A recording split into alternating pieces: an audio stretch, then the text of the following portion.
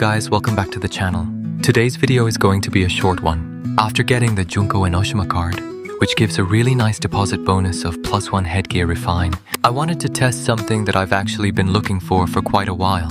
Can this card become a good alternative to my trusted MVP Dark Seyren card for an auto attack character? So for this test, I'm going to use two different characters, Nameless and Bell. Both characters will be tested with an auto attack setup, and I'll use the same dummy conditions for both tests. Neutral level 3, Demi-Human, player, and 100% coefficient. The idea is pretty simple. We'll compare the damage using the normal Dark Seyren setup against the Junko setup and see which one actually performs better. On paper, I was actually expecting Junko to perform quite well.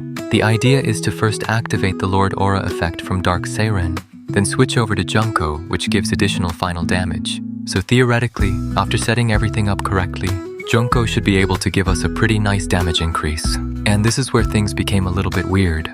For the Nameless test, switching from the normal setup to Junko gave me roughly 1 million additional damage. That sounds pretty good, but when I moved over to the Bell test, the result was completely different. The Dark Seyren setup actually produced higher damage than Junko.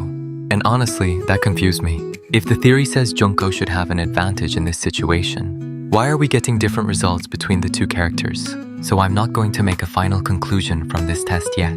I want to repeat the test tomorrow, using actual characters and a more realistic PvP environment. Unfortunately, Yo-Yo Arena is extremely crowded tonight, so it's very difficult for me to properly test the card in a normal PvP situation. There are simply too many people around, and it's hard to get consistent testing conditions. For now, consider this video as an early test, not a final verdict on the Junko card. Maybe the interaction is different between different auto attack characters. Maybe the damage calculation is affecting the result. Or maybe Junko simply isn't as strong as I initially expected. We'll have to test it properly. But even if the card turns out to be weaker than Dark Seyren for actual damage, it's not a complete loss. The +1 Headgear Refine deposit is still a very valuable permanent progression for the account. So at least we still get something useful from obtaining the card. That's it for today's quick test. If you guys have already tested the Junko card on your own auto attack characters, please let me know your results.